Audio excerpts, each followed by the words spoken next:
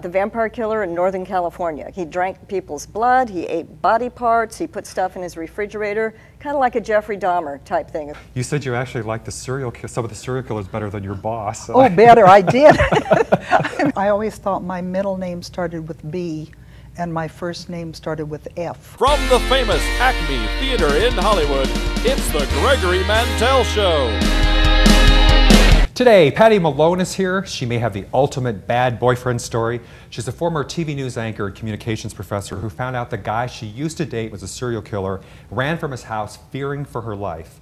And later, Vonda Pelto joins us. She's a psychologist who was hired by LA County to keep some of the country's most notorious serial killers alive.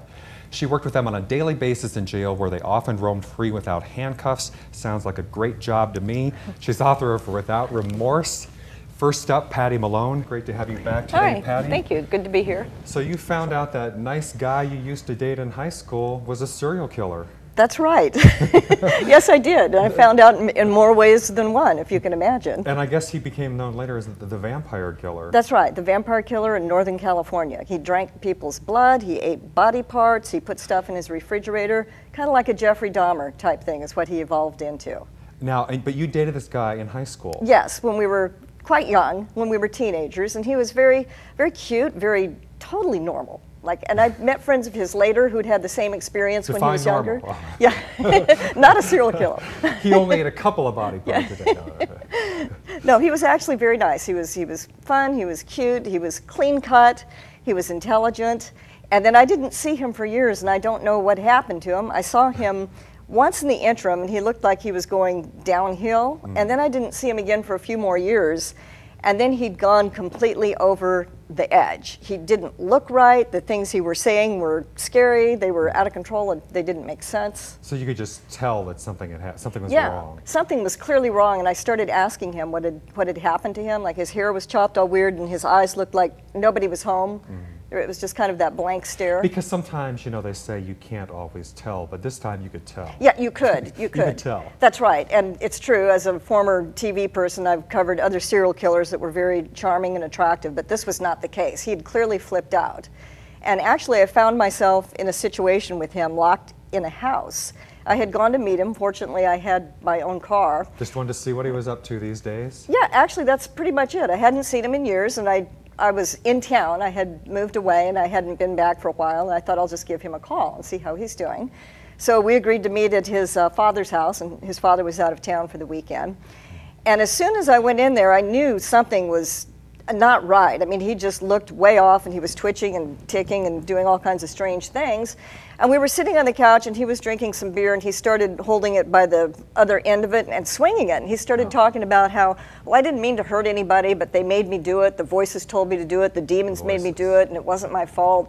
But he was starting to get really worked up, and I had been questioning him. I'd been asking him, like, what happened to you? How did, what went on that you changed so much? But at that point, you were getting scared. Yeah, then I was very scared because I had often wondered in my past before that, I'd often thought, how do these people get into these situations? Like with serial killers, or how do people put themselves in situations where they're that vulnerable to get murdered? Exactly. And at that moment, I thought, this is how. I am exactly in that situation. My heart started pounding. He was getting more and more agitated, shaking this and talking about how the demons made him do it, and he hadn't meant to hurt anybody, but he had to. And I thought, this guy is crazy, and he's about to turn it towards me. It hadn't quite reached that point yet. So I distracted him by saying, why don't we go to the store? You can get some beer, I'll get some gum. And fortunately, he got up to go to the bathroom. And I went to the front door, and he had locked it. It was deadbolted, but with a key. And I couldn't find the key. So I was panicking, looking around, trying to find the key. You needed to get out of there. I did. ASAP. I did. And I finally found the key. I got out, and I was so scared that when I pulled out and I drove out, I didn't even close my car door. Wow. And the next day, he called me and said, what happened to you? And I said, oh, I just thought I'd get out before you killed me, Right, exactly. I said, well, you scared me, it's like, you're crazy, what has happened to you? And he admitted, he said, yeah, you're right, I'm completely different, I don't know what happened to me. But he didn't, track you down or follow you or try to come and get you then later? Because I mean... I don't honestly know. When the killing started, which wasn't too long after that, there was a time my mother always swore it was him. Somebody came banging on the door, and he knew where we lived, and she thought it was my nephew and said, John, is that you? And there was no answer, but it was like a crazed, insane, like banging. And it was right at that time when all the killings were happening. So she was always convinced that that was him. So I don't know, I don't know if he did or not. But then after he actually got caught, I was working at a TV station at the time, and I was in the newsroom, and his name came across the scanner. And I was horrified, but I was not surprised. I was not shocked at all, given my experience with him. Now, so what exactly did he do? So after, when you said the killings started, right. Obviously he'd already been eating, well, in fact, they say the 3 classic signs, which I discovered, during the show, is of somebody who later becomes a serial killer is, this surprised me, but bedwetting past the normal age, right. Cruelty to animals, and I think starting fires, and right. apparently, but he definitely was like killing and eating animals and all this stuff. Yes, yes. But so how did he go on to people? What happened? I don't know what the triggering thing was. He'd been in mental institutions, etc., but even that had been before I was locked in that house with him. That's why I wasn't even sure if he'd actually killed somebody before or after he saw me. I was not real clear about that. But it was very shortly after that that this stuff started. And the first one started out with random drive-by killings, but then it escalated to slicing people open, walking into their houses, cutting them open, rearranging their internal organs, drinking blood out of a yogurt cup. And I mean, he was indiscriminate. He killed old people, he killed babies, he killed anybody in between. And there was some sexual element to some of it. But it was all very gross. And apparently, though, he didn't really try to cover his tracks very much, or really wasn't, very discreet about it. No.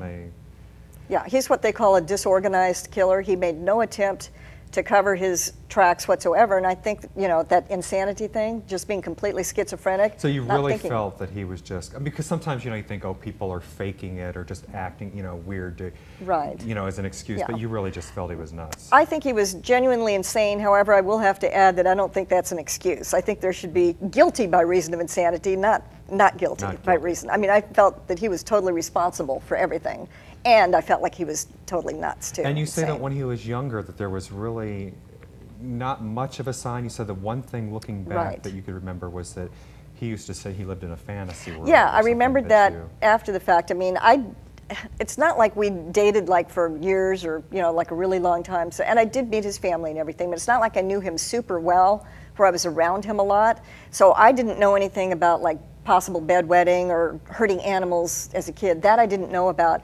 But he did comment to me one time something about how he spent most of his time living in a fantasy world. He said that he didn't live in reality, that he lived in a fantasy world. And I kind of thought, well, what did he mean by that? But I was so young at the time that it didn't really register, but I did remember it. It stuck in my brain to the point where I did remember it later when all the stuff was happening. He ended up killing, what, about half a dozen people? Yeah, I think it was like 8 or 9. Oh, and then when I was working in the news, I ended up going to the court and covering the stories. And he would look at me, and the photographer sitting next to me would say, oh, he sees you, he's staring straight at you. And I said, I know it. And then as I continued on as an anchor, this dragged on for years until he killed himself on death row, where I would be reading almost nightly stories about what was going on in the developments of this trial. Wow, and I think he was, what, about 30 years old or something when he did finally kill himself. Yes. And so to see that whole process from like a clean-cut young kid to killing people and then killing himself on death row. It was amazing. Yeah. Well, we'll be right back.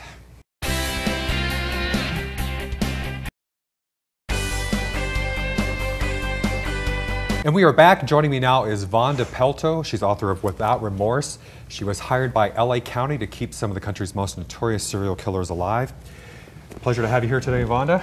You too? Well, I think some of us often feel that we've worked with serial killers, but you actually did work with serial killers. I actually did. real live ones. So you were hired to keep these guys alive. Why was it so important to keep them alive? People would think, who cares? Yeah. I have to admit, at times I didn't care either. But one of the freeway killers, Vernon Butts, killed himself in the jail. He hung himself. And that was before he could testify against the man they wanted most, which was William Bonin. He was the head man.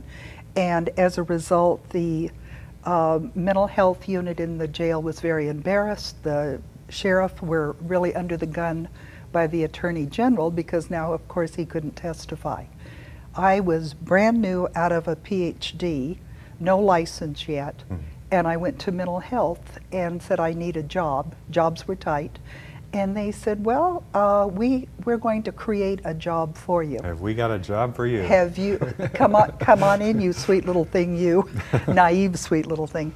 And so they hired me in, and then my assignment was to see anybody who came through the jail who was newsworthies. So that was not only serial killers, but people like John Holmes, the porn star, and Arthur Jackson, the man who tried to kill Teresa Saldana. Oh. And so, but people who were either accused of murder or suspected of some very serious. Exactly. So what were these guys like? I mean, what amazed me was that they weren't in handcuffs most of the time. They were walking around. I guess they'd handcuff them to the chair sometimes when they brought them into you, but I'm just amazed that you were just, as you said, a sweet young thing working around all these killers. Yeah. When I first went in, I was really very, very frightened and had horrible nightmares. And the first man I saw was the trash bag murderer.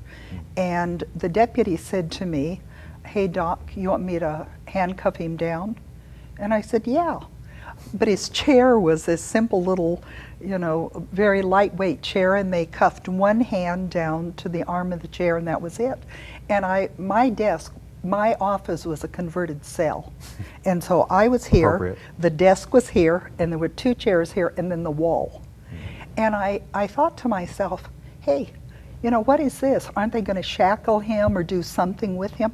No, just this simple one hand.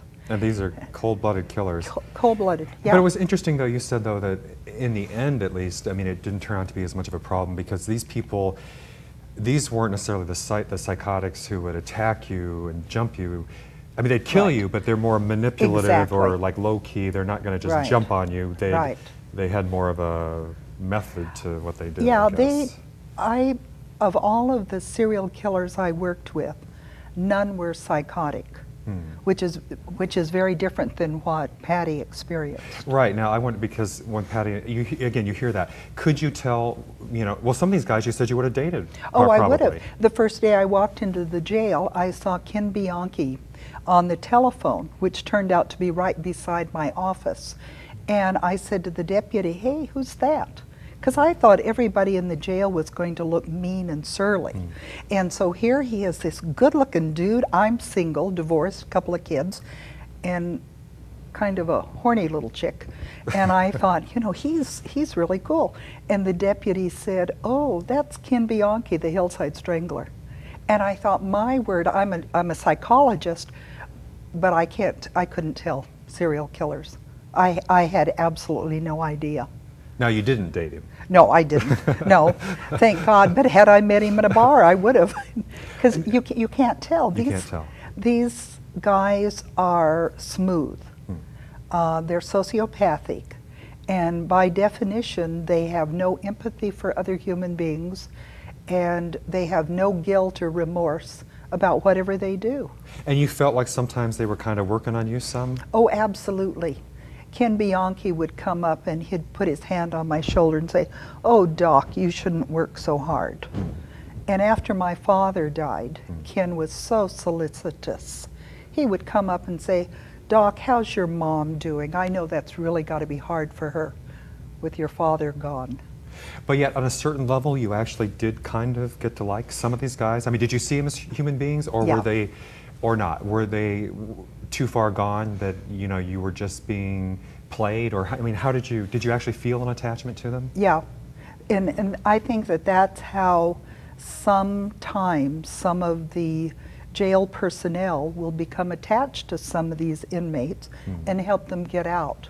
Because in order to work with these guys 8 hours a day, every day, you have to separate out, compartmentalize what they've done and what they're really like, and then you only see their human side.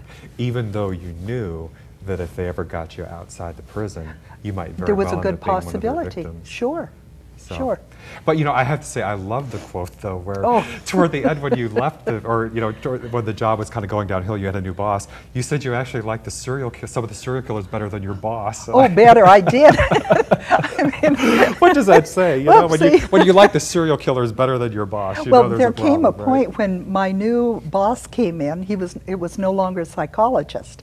It was now a social worker, and I was a PhD. And I don't know, maybe there was a little rivalry there or something. But he told me I could no longer see any of the serial killers. And so I would sneak down and see Ken Bianchi. Anyway, my office was there on the second floor with all the killers. And so I would just walk down to Ken's office and chat with him. And I said to my boss, Ken still wants to see me because he's, you know, it's comfortable and gets him out of the cell. That's also reality. And my boss said, if his attorney okays it, you can. So Ken wrote to the attorney said sure, and my boss still said no. So then you know, totally bizarre. Then Ken Bianchi, the Hillside Strangler, and I had this little joke running. I mean, that is bizarre. I don't care how you look at it. Well, I got to tell you a funny story. Sure. I had at one time the trash bag murderer in my office.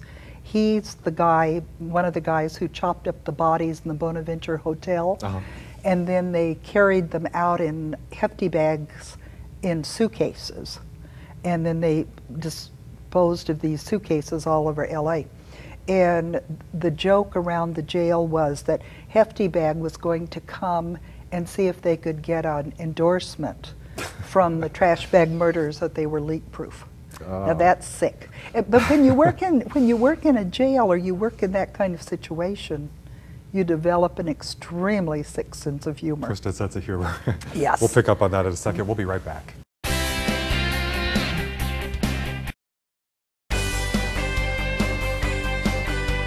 And we are back with Vonda Pelto and Patty Malone. Well, it got to the point where, I mean, well, you were just used to being called every name in the book when you went to work, right? Yes. That's just... Yeah. Can I use the initials? Sure. I always thought my middle name started with B and my first name started with F. And that wasn't only from the deputies and the inmates. Oh. Both of them. Both. In fact, can I say that you started saying in the green room, sometimes you didn't think there was much difference between the deputies and the prisoners. That's true. You know, I could swear that if I had ever done the MMPI, it's a big personality test, on the deputies and the inmates, that the profiles would be so similar, it would be frightening. Mm-hmm. One just had the big flashlight they used for flashlight therapy, which were the deputies, and the others were the inmates. Oh, they're going to love us at the Sheriff's Department now. I know, I was thinking, oh my goodness. But they say though, often that people who go into law enforcement have some kind of issues or like control or something that they're working on. And, so. And you know, they do all kind of personality tests. I'm trying to cover my CYA right now. They do all kind of tests, and they do try to weed out any inmates that have a propensity toward violence. But you can't. Inmates or deputies? Oh, I'm sorry. That was a Freudian slip. They're both in the jail. What can I say? You know? The deputies, they do try to weed out. They try. The ones they do weed out, they become inmates. Right. That's right. They just step over that line and off they go. But so how does this change you? Again, there you are, this sweet young thing being called a F, you know, whatever, every single day. How does it change you as a person? Well, I went in as this sweet Southern Baptist girl. I was a virgin when I married at 18, and I was straight arrow. And when I came out after 3 years, I totally believed in the death penalty. I didn't believe in salvation for them anymore. I was Baptist, you know. And because initially when you went in, sometimes there was a tendency, maybe, am I right, that maybe you felt a little sympathy or felt like maybe they were innocent or they couldn't possibly have done that. Exactly. But then toward the end you were kind of like, no, fry 'em. Well, the first person I saw, I went to my boss and told him, I don't think this guy should be in the jail and tried for this because he really is innocent. He told me. He told me. Do it. And he was just at the wrong place at the wrong time, for goodness sakes. And so, should I go and talk to the attorney or something? And my boss kind of mentally patted me on the top of the head and said, I wouldn't do that, Vonda. You know, it's better, the legal system will take care of it. And so I thought, oops. And then, as I say, Yeah. toward the end, that when you heard some of the really horrific things and people who even admitted that they did it, Right. then that really. Now, was there something? Again, people always wonder. You know, is there something different? Was it just a con game? They were pretending to be crazy, or were they really just? You know, something was missing. There were those few screws just gone. I think it's genetic. I really honestly do. I think that they're born with some kind of genetic predisposition toward this behavior, and then predicated upon the type of upbringing they have, they're more apt to really act out or not. Act out. And in fact, in your case too, Patty, or the guy that you'd been dating, there were several instances where he had medical supervision, or he was on That's medication. Right. That's right. They released him. They released him from the mental hospital, saying that he was not a danger. And his mother took him off of psychotic medication. Yeah, that's right. She weaned him off of the psychotic medication, and I guess she didn't think he was a danger either, although I don't know how she could think that, given that he killed her cat and did some other things as well. Mother's denials. Right. They don't believe it. You always hear on the news of, like, not my little boy, or he Right. wouldn't Exactly. do that, Yeah, you he know, no wouldn't matter do what they that. were Yeah. accused of. Yeah, But well, and that was certainly the case with these guys. They were absolutely charming. Yeah. And Ken Bianchi was such a sweetheart. William Bonin, the one who killed 21 young boys, along with 4 other people he recruited to help him, I asked him one evening, how did it feel when you killed a boy? And the boy was crying and pleading, 12 years old, pleading, don't kill me, I won't talk. And Bonin said, you know, I didn't feel anything. And I said, well, was it like killing an animal? And he said, no, Doc, I got more feeling for an animal. more for the animal. And if really, and what some of them even got a twisted or pleasure out of it, or enjoy Oh, it. absolutely. I mean, Well, and the thing serial killers do is they start off at a lower level, and oftentimes they'll pick the person up and they'll maybe rape them and kill them. But then after a while, that's boring. And so then they will move up to torture, because it's not exciting enough anymore simply to kill them. Isn't that what Kenneth Bianchi did? Yeah, exactly. Yeah. He and Angelo Buono, yeah, they started off just raping. Right. Yeah. And then they moved up. They started off actually as a revenge kind of situation. One of the prostitutes they had turned against them and made them really angry, and so they decided to make an example of her. And they killed her, and that was the first, and that's how they got into that. well, and some of the killers will, you know, well, again, kind of going back to the idea of genetic or not, the idea that, you know, the bad childhood. I mean, do you really, you know, is that an excuse that they No, had a bad absolutely childhood? not. And that's Absolutely not.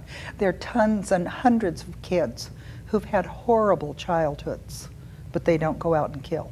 Patty, how did Right. this change your opinion of, or maybe you as a person going through this, or you're, It was really disturbing to me. It made me very sad, because I couldn't understand how somebody could just change like that so completely drastically in such a short period of time. And I was looking for an explanation, and I did talk to several people about it, and several people said, and I don't think, just like you don't think the childhood thing's an excuse, drugs, you know, that he used drugs, he was involved in drugs. But hey, a lot of people were involved in drugs during those time periods, and they didn't turn into serial killers. So I don't see that as being anything other than looking for an excuse either. So I don't know, but it really disturbed me, it really bothered me, it made me very sad. well, in our Yeah. final minute here, since you dated someone who turned out to be a killer, and you said you could very easily have imagined yourself on to dating someone, what advice would you have for women out there who, how do you know if and that's people's worst fear? What if the guy's a serial killer? What do you do? You've got to be extremely careful. And I think the best thing to do is, as a single woman, to date somebody that's recommended by friends. And oftentimes, if you'll just take your friend around and let them meet your friends, your new boyfriend, other friends can pick up what you can't in a person. Because you're enamored with the person Right. and you want to date them. And you're not objective. But exactly. Yeah. Very good point, Pat. Yeah. Patty, anything you want to add to that? I think that people should definitely be careful because you don't know who you're getting involved with. And I do want to say that, yes, some of the ones that I covered, like Daryl Rich, he was very charming too. He's somebody I would have talked to in a bar if I had met him that way. But instead, I was shooting video of him being led into the court while he yelled at me and was making all kinds of threats and that type of thing. Terrible things. Yeah, you got to be careful. Absolutely. Well, thank you both very much. Vonda Pelto. Vonda's book is Without Remorse, and I'm just destroying the set here. Thank you very much, It's Patty great to be Malone, here. Thank former you. TV news anchor and communications professor. Thanks everybody for watching. We'll see you next time.